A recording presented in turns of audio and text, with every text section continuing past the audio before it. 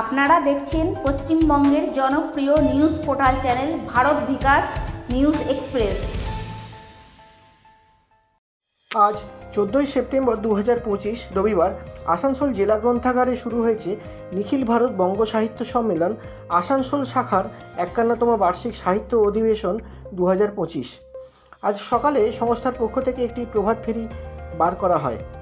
এই দিন প্রথমে সংস্থার নিজস্ব পতাকা উত্তোলন করা হয়, এরপর প্রদীপ প্রজ্বলনের মাধ্যমে শুরু হয় অনুষ্ঠানটি।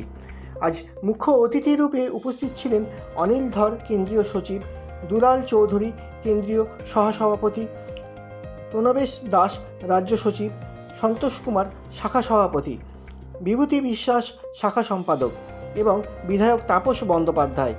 অনুষ্ঠানের প্রথমে এনাদের বরণ করে নেওয়া হয় চন্দন তিলক ও উত্তরীয় পরিয়ে এবং তাদের হাতে তুলে দেওয়া হয় পুষ্পস্তবক এবং মেমেন্টো। এরপর আনুষ্ঠানিকভাবে উন্মোচন করা হয় নিখিল ভারত বঙ্গ সাহিত্য সম্মেলনের বার্ষিক পত্রিকা। বলা বাহুল্য, এই অনুষ্ঠানের মাধুর্যতা আরও বেড়ে যায় কারণ একটি বিতর্ক সভার আয়োজন করা হয়, যার বিষয়টি ছিল বিশ্বভারতীর গ্রন্থসত্ত্ব বিলোপের সুফল ও কুফল। এতে অংশগ্রহণ করেন সুভাষ মণ্ডল, গৌতম বন্দ্যোপাধ্যায় ও পার্থ চক্রবর্তী। এরপর আগত অতিথিদের মধ্যে থেকে বিভিন্ন স্বনামধন্য লেখক ও লেখিকারা তারা নিজেদের স্বরচিত কবিতা পাঠ করলেন এবং শাখার সদস্যবৃন্দরা সঙ্গীত পরিবেশন করলেন। সবশেষে পুরস্কার বিতরণী অনুষ্ঠানেরও আয়োজন করা হয়েছিল, কারণ এই সংস্থা প্রতি বছরই তাদের বার্ষিক অনুষ্ঠানের আগে শিশুদের জন্য অঙ্কন ও সঙ্গীত প্রতিযোগিতার আয়োজন করে থাকেন এবং আজ সেই সব বিজয়ীদের হাতে পুরস্কার তুলে দেওয়া হয়।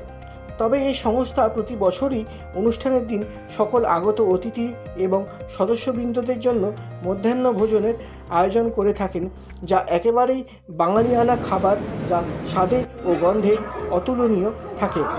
নিজস্ব প্রতিনিধি পাপান ব্যানার্জির রিপোর্ট, আসানসোল, পশ্চিম বর্ধমান জেলা থেকে।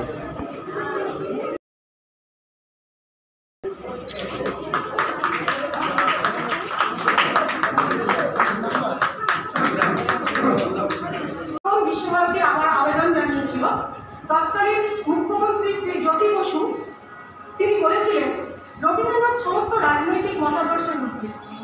তিনি তৎকালীন আচার্য ও প্রধানমন্ত্রী পি.ভি. নরসিংহ রাওকে অনুরোধ করে আরো 10 বছরের মেয়াদ বাড়ানোর দাবি করিয়েছিলেন। ভারতবর্ষে আমাদের মোটামুটি 120-135টা শাখা আছে, তার বেশি তো কম নয়। পশ্চিমবঙ্গে 40-45টা শাখার মধ্যে খুব জোর 20-25টা শাখা চলছে, বাকি শাখা ঠিক মতো চলে।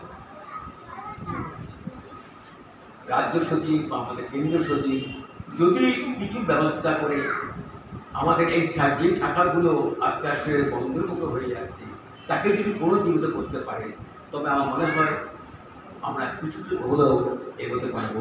ধন্যবাদ, নমস্কার। বার্নপুর শাখায় এই অঞ্চলের প্রথম শাখা হয়েছিল, তখন আর কোনো শাখা হয়নি। তাই আসানসোল এবং বার্নপুরের মধ্যে একটা মেলবন্ধন ছিল, আজও তা অটুট। আমাদের প্রথমেই ভাবতে হবে যে এই আলোচনার যে বিষয়বস্তু যেটা ছিল সেটা কিন্তু এখন পুরনো হয়ে গেছে। এই জন্য পুরনো হয়ে গেছে যে বর্তমান যুগে যেখানে টেকনোলজি যেভাবে ডেভেলপ করছে, যেখানে এআই এর যুগে আমরা রবীন্দ্রনাথের সত্য থাকবে কি থাকবে না তার লেখা, এটা প্রাসঙ্গিক কিনা আদৌ, সেখানেই আমার সন্দেহ আছে। এটা পুলক বন্দ্যোপাধ্যায় নচিকেতার কথা আর কি, যে আমরা এত গান দেখি কিন্তু কবি সম্পর্কে কোনোদিন ডাক পাই না। আমরা গীতিকার হয়ে থেকে আমরা কি কোনোদিন কবি হতে পারবো না? তো তারা দেখবে, এটা আমারও সারা দল ভালো করে বড় থেকে বলতে পারবে যে যারা গান দেখে তারা কিন্তু কবিতা সংগ্রহে ডাক পায় না। অদ্ভুত ব্যাপার। অথচ দিনের শেষে ঘুমাইতেছে রবীন্দ্রনাথ বিখ্যাত গান, রবীন্দ্রনাথ চাননি এটা গান হোক, রবীন্দ্রনাথ চেয়েছে এটা কবিতা হোক। শারদীয়ার সবাইকে শুভেচ্ছা জানাই। আর সুবর্ণ জয়ন্তী থেকে আমরা এগিয়ে চলেছি হীরক জয়ন্তী থেকে। আজকে যারা এখানে আছেন তাদের সবাইকে আমার আন্তরিক অভিনন্দন। এই যে শিক্ষাটাকে আমরা বড় অবহেলার চোখে একসময় দেখা হতো, দাঁত থাকতে যেমন দাঁতের মর্ম বোঝা যায় না, তাই অশিক্ষিত অবস্থায় যখন চলে যায় তখন বুঝতে পারি শিক্ষার ক্ষেত্রটা।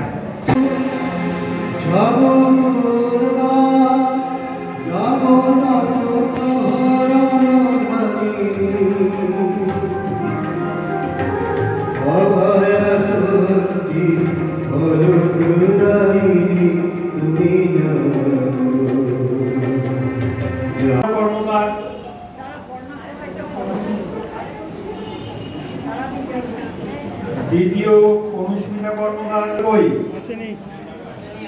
অনুষ্ঠিত কর্মকার আসেনি সম্ভবত। তৃতীয় সুরভি মণ্ডল কই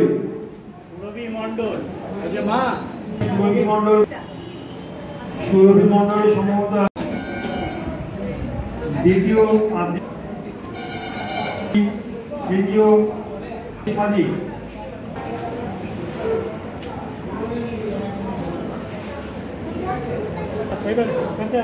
সার্টিফিকেটগুলো একটু দেখি।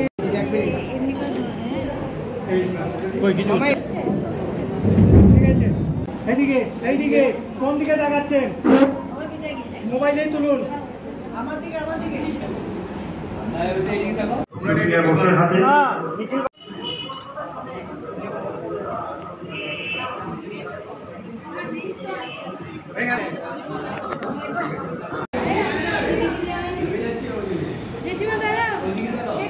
ওকে,